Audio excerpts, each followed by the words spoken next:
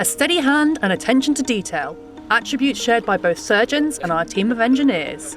Like us, tanks may need to receive treatment in their old age, and in the workshops, our M60s are getting the equivalent of a full-blown heart transplant.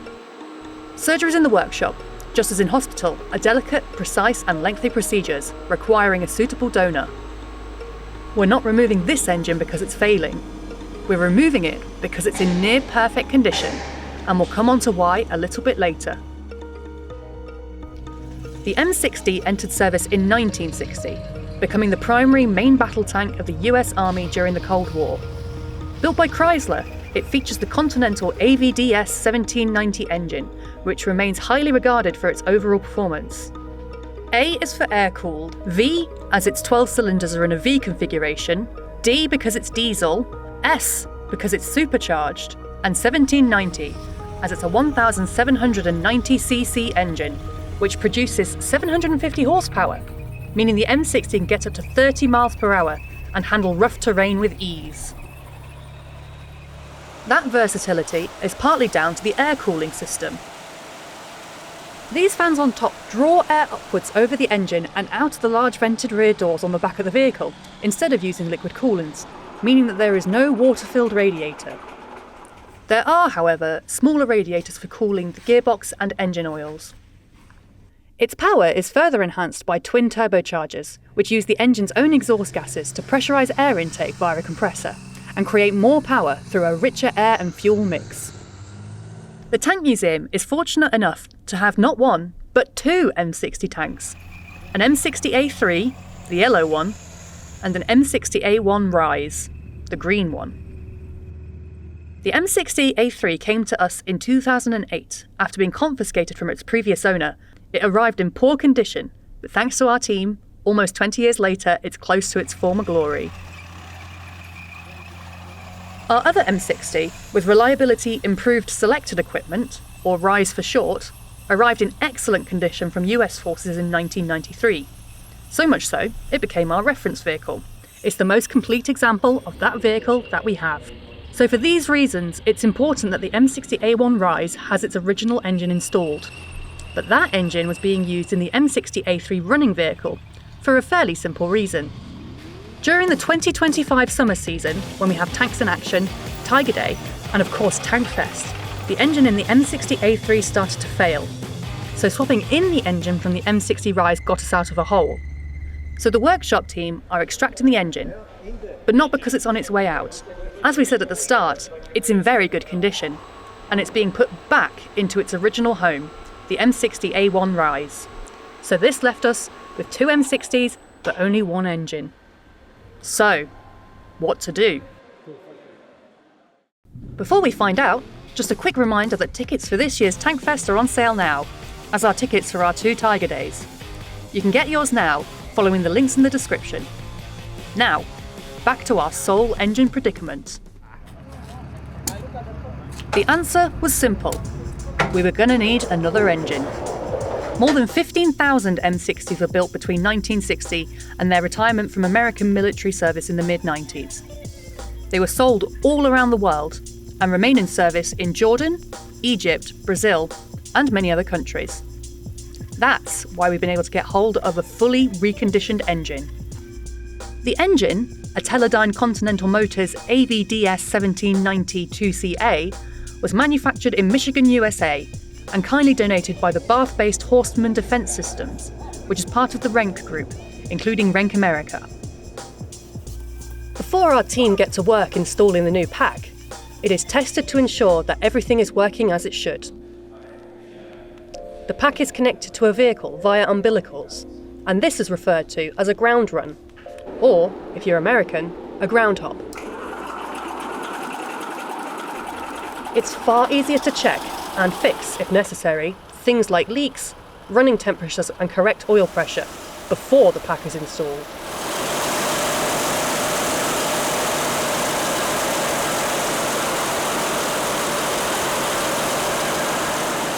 On the battlefield, speedy maintenance is of the essence, which is why the integrated power pack is so desirable.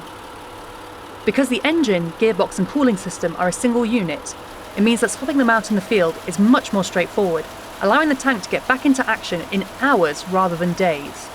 But let's let vehicle technician Rich tell us more about the AVDS 1790. It's a big old engine, but yeah, it has many familiar features than any other engine.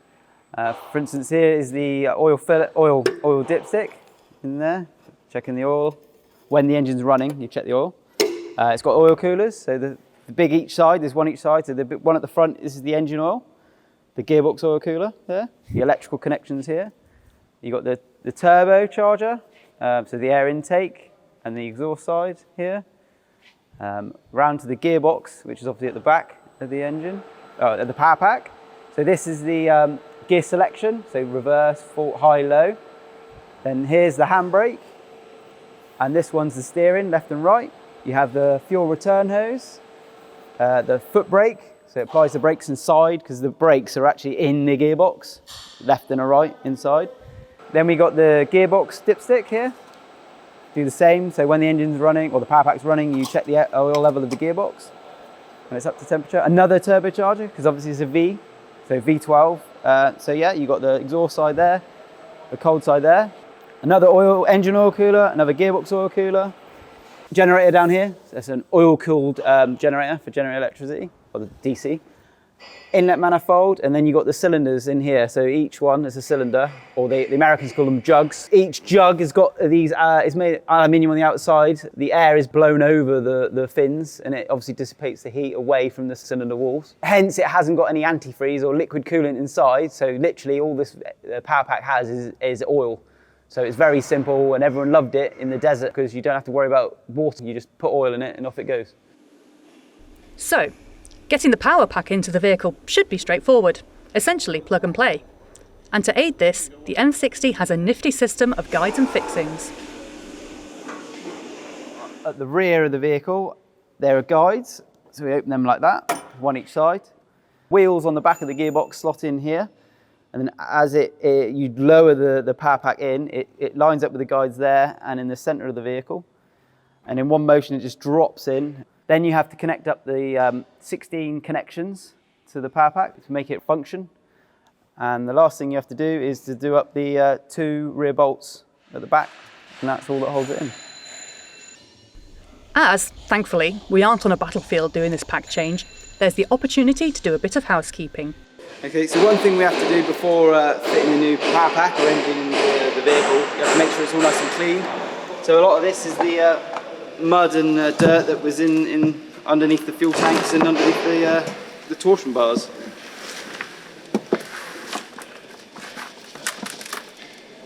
Yeah.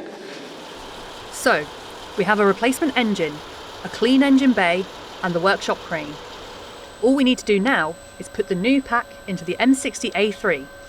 And to help us with that, we use the multifunctioning lifting frame for our M60, which actually can be used for more than one task. So you can actually use it to take the decks on and off. You can use it to lift the power pack as a whole. You can use it as well to lift the engine on its own and the gearbox on its own. So in fact, it's actually quite a useful bit of kit.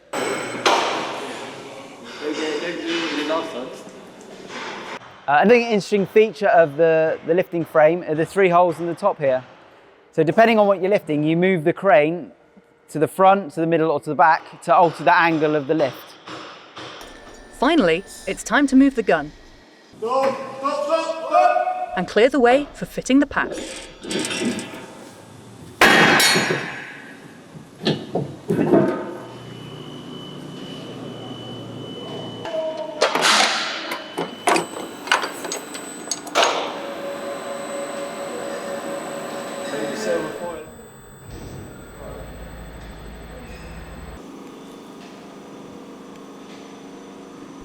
The AVDS 1790 weighs a little more than 2,000 kilograms dry, plus 60 litres of oil and the weight of the gearbox.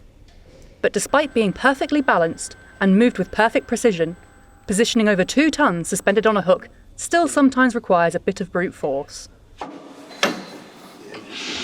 Well, that's fine.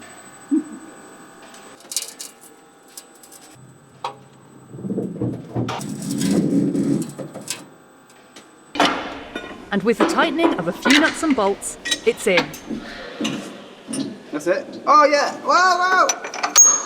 But the operation isn't over just yet. Now we've got the engine in, we're going to start by connecting up the gear selector here, and then move on to sort of the handbrake, connect that one up, and then the final drives down here. So has it worked? The only way to find out is to take the M60A3 for a test run.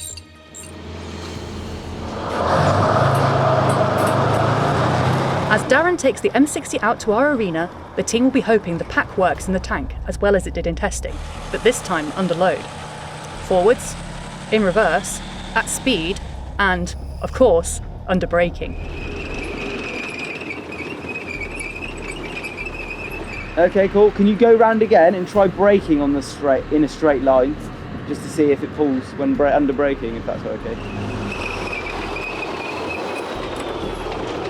Everyone's happy. It was just trying to more see if it's pulling. So if you try to do it again with a gentle brake.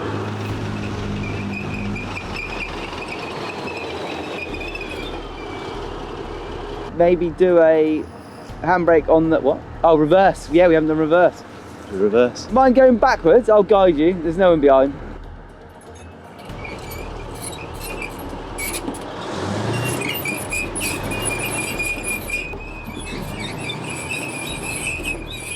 No problems, it seems.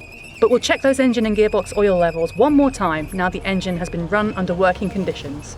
The gearbox is in the safe marks, it's roughly in between, so maybe you add a bit more, it's not major to worry about. Engine oil's fine, so yeah, she's happy. Yeah. And no leaks. Not yet. See. Yeah, we have it, that's the whole point. We're going to get it in and then have a check. So we'll get it in now, after it's washed. Check it all over, make sure there's nothing, because obviously it's difficult to see when they're in there, so yeah. The operation has been a success. Both of our M60s have been given a clean bill of health, which means our M60A3 will be up and running for the 2026 display season. So again, huge thanks to Horseman for their generous donation of the AVDS 1790 engine. If you enjoyed this video, you can hit the thumbs up button. And if you haven't already, subscribe to our channel so you can watch more videos like this one. And finally, a big thank you to our supporters. You're the ones who make sure we can keep doing this vital work.